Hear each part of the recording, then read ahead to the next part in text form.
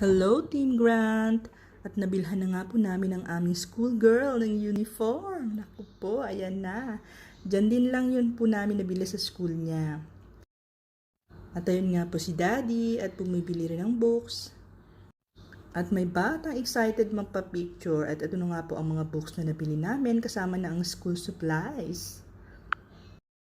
At may pag-post pa nga yan sa kanyang bagong school. Yay! At last, nai-enroll din namin ang batang makulit.